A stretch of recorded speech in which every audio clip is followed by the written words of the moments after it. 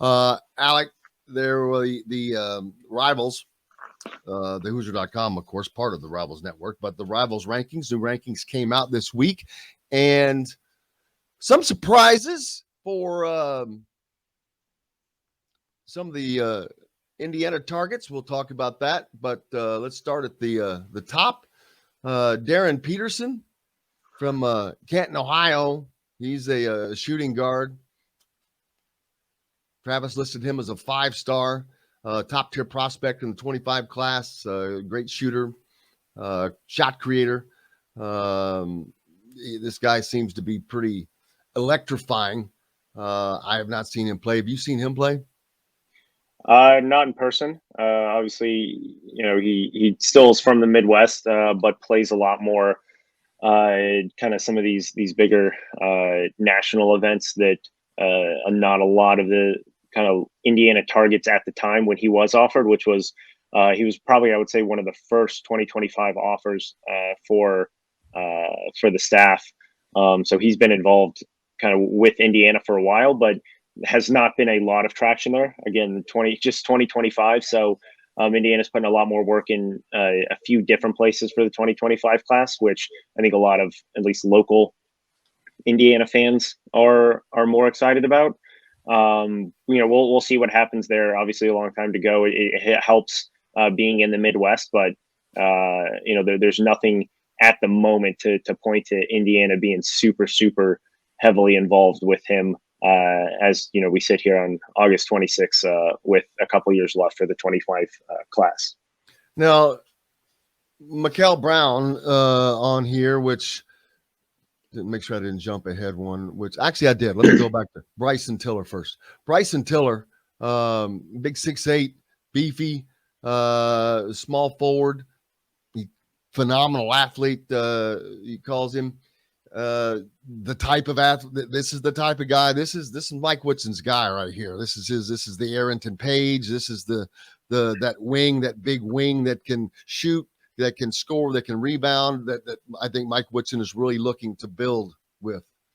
Yeah, absolutely. He's one guy who I think was the first class of 2025 prospect to the youngest prospect to make a move to overtime elite. He still maintains college. 7, by the way. Yeah, currently he still has college eligibility because Overtime Elite put in now with NIL, they can use that instead of actually getting physically paid a salary, which is what Overtime Elite has kind of become.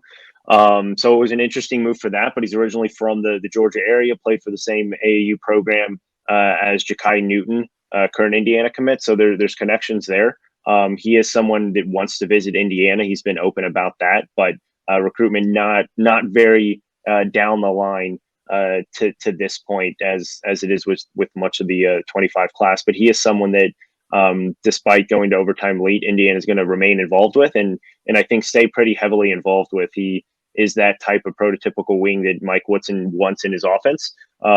Bigger, stronger, very athletic guy who can play and more importantly guard a few different positions.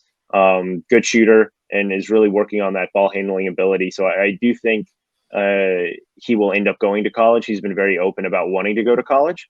And Indiana is a school that's going to remain pretty high on his list at least throughout the majority of his recruitment. All right, here's where I go south with Rob Cassidy, and I can't wait to get him on here. This kid has an IU offer. Mikhail Brown from Wichita, Kansas. He is also a point guard. And then you've got Jalen Haralson. Mikhail Brown ranked number 11. Jalen Haralson 26th. Mikhail Brown is 5'10", 150. And Jalen Haralson is 6'7", 205 pounds at point guard. There's just I know this kid may be electrifying, but if I'm for a Division I college basketball team, there's no comparison there. You need, this is the Big Ten, not the MAC, and there's no way I could see a kid with that size. I've seen Jalen Haralson being that much better and having that much more ability than someone like Jalen Haralson. So that one's really mystifying to me. Yeah, we were talking about it a little bit in the break. I think I was definitely surprised to see Jalen Haralson at 26.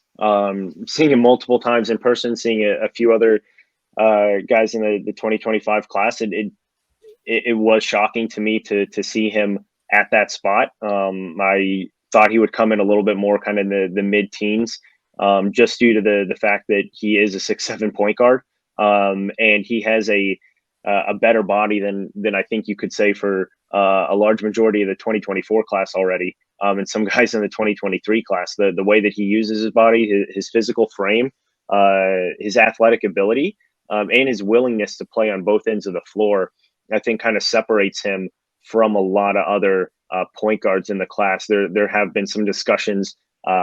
Is he a point guard? Is he a shooting guard? But I think this summer he definitely showed he is a point guard, and definitely someone who can lead a team. More importantly, regardless of kind of what position you want to put him in. I think for Mikhail Brown, it's more of a expectation that he's going to grow more, obviously, and he's going to put on more weight, and what he's able to do, at his size right now, kind of showcases what that potential could be.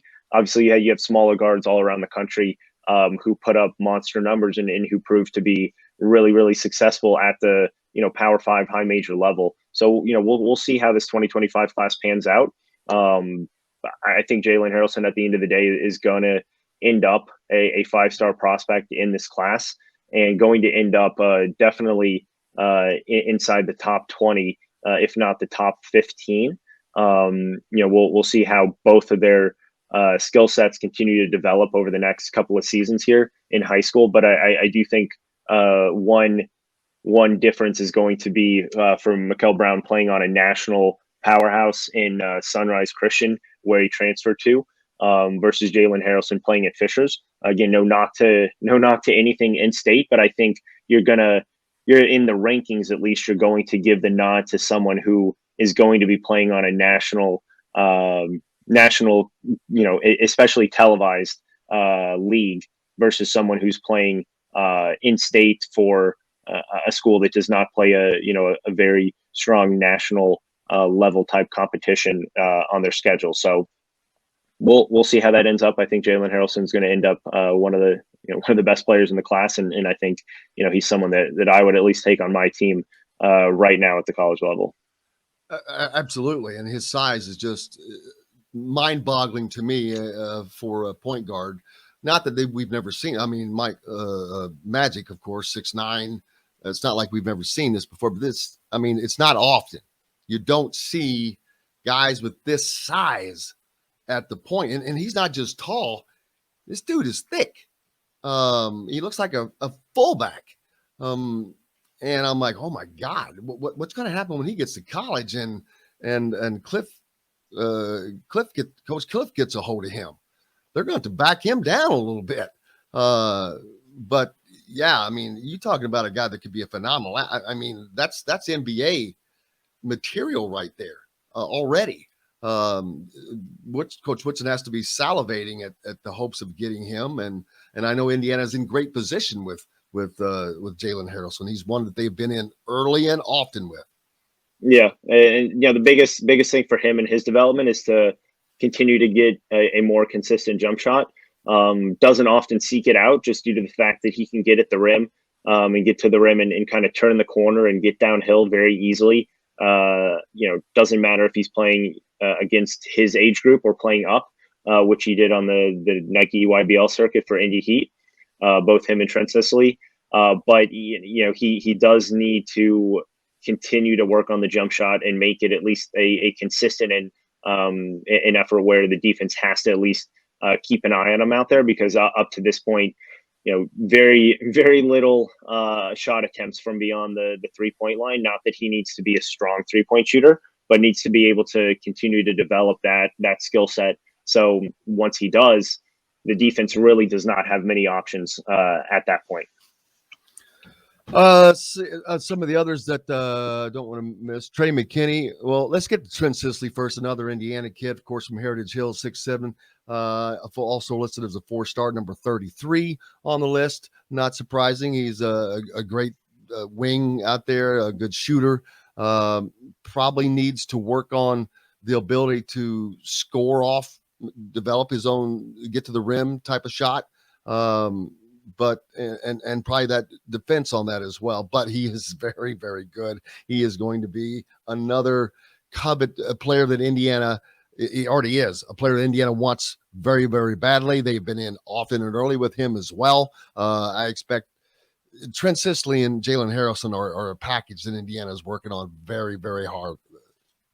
Yeah, absolutely. And the biggest step for him moving forward, he showcased this a lot towards the end of the summer, which was really good to see, is that ability to create off of the dribble. He's not going to be your traditional power forward on the block. He's very skilled, very good athlete, which I think is a bit underrated at times when he's out on the floor.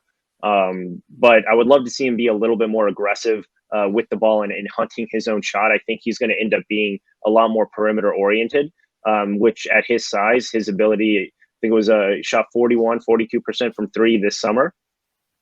His ability to maintain, even if it's 37% from the perimeter, will just continue to open up his game. But I would like to see him develop more of that ability to create off of the dribble and play almost as a bigger three than a stretch four, just due to the fact that he is so skilled.